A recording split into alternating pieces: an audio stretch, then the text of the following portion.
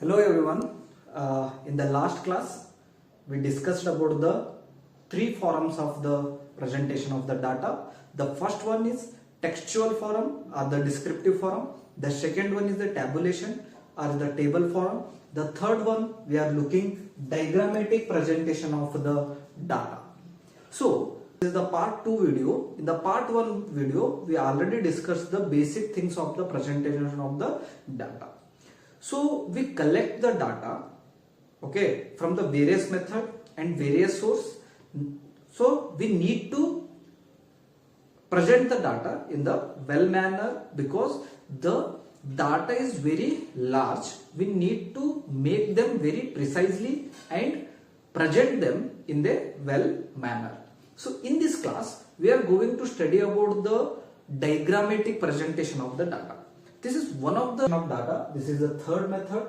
Quickest understanding of the actual situation. So if they asked in your examination which one is the quickest understanding of the data, you need to write diagrammatic presentation of data. So diagrammatic presentation of data, one of the quickest understanding of the actual, it's look very well manner and very attractively. Next we need to look on here. In the diagrammatic presentation of data, there is another three types. One is a geometric diagram, another one is a frequency diagram, and arithmetic line graph. So in the geometric diagram, there is another two part. One is a bar diagram, another one is a pie diagram. So in the geometric data, the bar diagram, there is another various types. So in your syllabus given only three types: simple bar diagram, multiple bar diagram, component bar diagram. Simple bar diagram considered as a one-dimensional diagram. Why simple bar diagram is considered as a one-dimensional diagram? Because there is a lot of dimensional diagrams: one-dimensional diagram, two-dimensional diagram, three-dimensional diagram. One-dimensional diagram means they show the only data in the length side, because we look the data in the one side in the line. The bar means, what is the meaning of the bar? Bar means we can say column, we can say the line. So we simply say bar means is a line. So we look the data on the only on the height. So that's why this is called as a simple bar diagram. And the difference between these two diagram also equal, and the diagram size, the bar diagram, them is the same, and the width also same. The difference is only in the heights. That's why they called as a one-dimensional diagrams.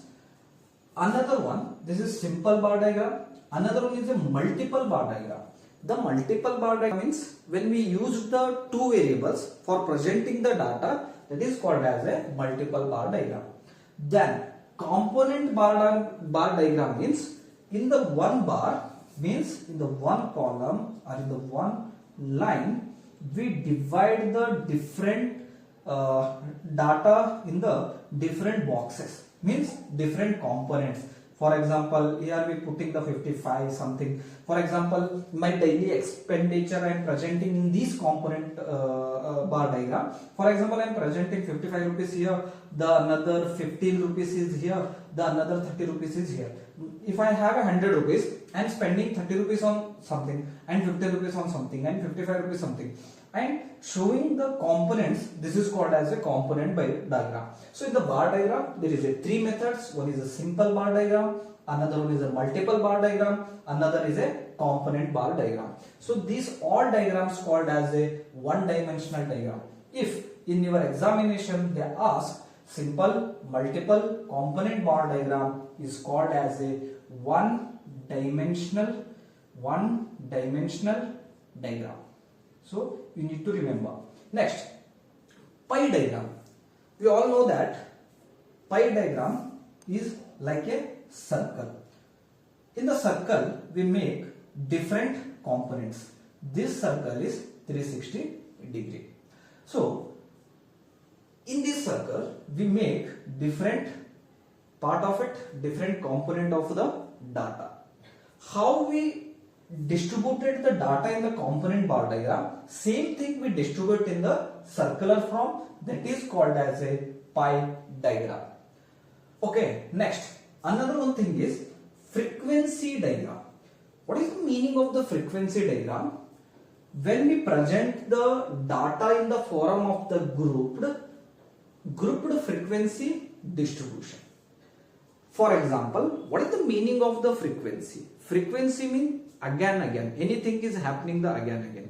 For example, frequently, what I am telling here is the very simple meaning. For example, in one class, for example, between 10 to 20 class interval, means this is 10 to 20 marks. This 10 to 20, the scoring 15 student, between 20 to 30, scoring 10 student. This means I am looking here frequency. For example, if I look here, which one is the highest frequency?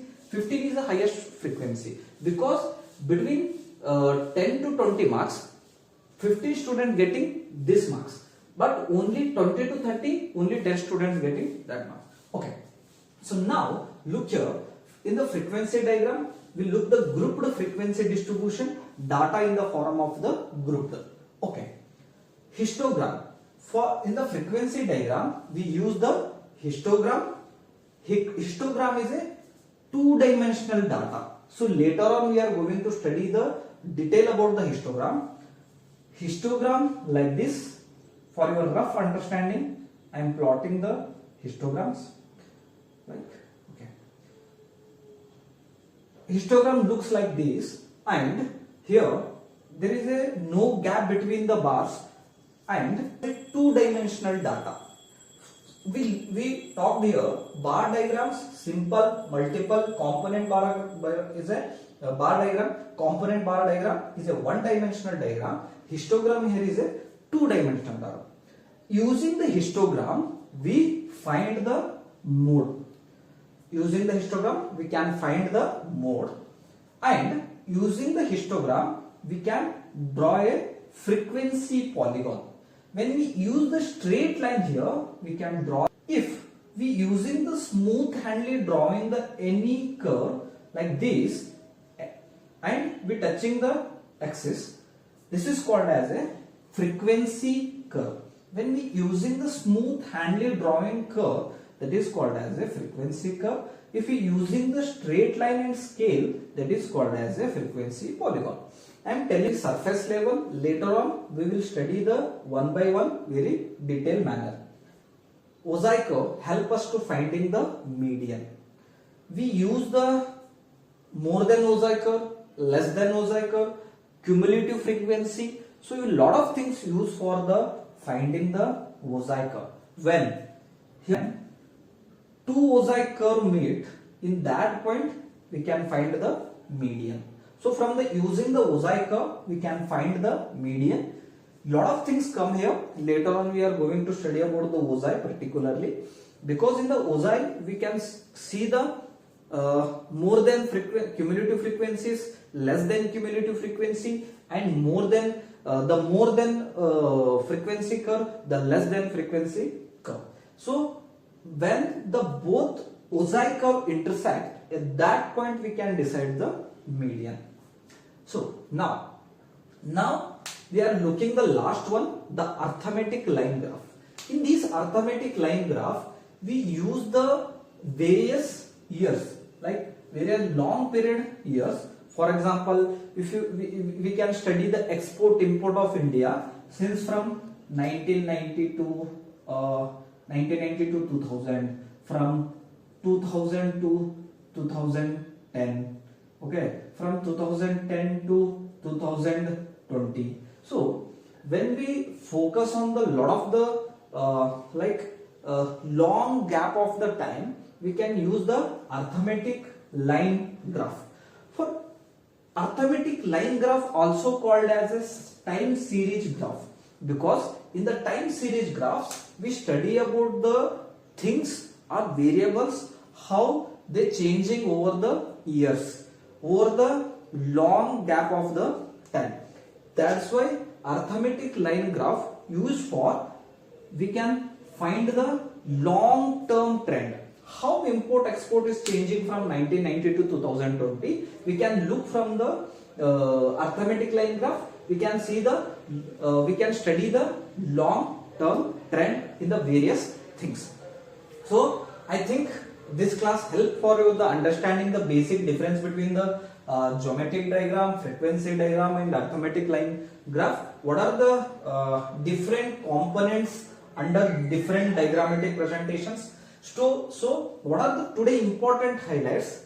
One is this is one dimensional diagrams, the simple multiple component. The using the histogram we can find the mode. The histogram is a two-dimensional data, and frequency polygon we using the scale we need to draw the straight lines from using these things. And next frequency curve. For frequency curve we need to draw the smooth Handley curve, and Ozai curve help us to finding the median. Okay, the next thing, arithmetic line graph. The arithmetic line graph also called as a time series graph. The another one thing is arithmetic line graph help us to finding the long term trend. I think difference between the frequency curve and frequency polygon. So frequency polygon is derived from the histogram. So using the histogram we can derive the frequency polygon. And frequency polygon we can use for discrete series also and the continuous series also. The next thing is short straight lines. So we can draw the frequency polygon using the short straight line and jointing the midpoints. So when we join the midpoints and using the short straight line we can draw the frequency polygon. So two things are very important. Frequency polygon we can derive from the histogram, and we use the short straight lines and we need to join the midpoints. The next thing is there is a small difference between the frequency curve and frequency polygon. There is a difference between frequency polygon and frequency curve. Here we use the straight lines, and here drawing a smooth free hand. So drawing a smooth free hand curve. So here we need to draw a smooth free hand curve passing through the points of the frequency polygon. So passing through the points of the frequency polygon. So this is frequency curve is very near of the frequency polygon, but it is not need to be as accurate as a frequency polygon because this is a drawing a smooth freehand curve. This one we are using, so we will study in the next class. Thank you.